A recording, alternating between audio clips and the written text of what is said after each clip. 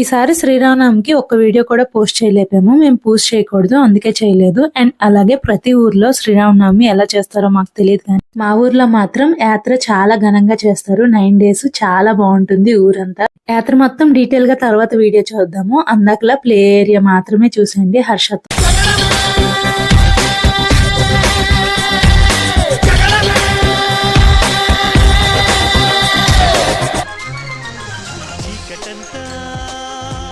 వెన్నెలాయ చూడరా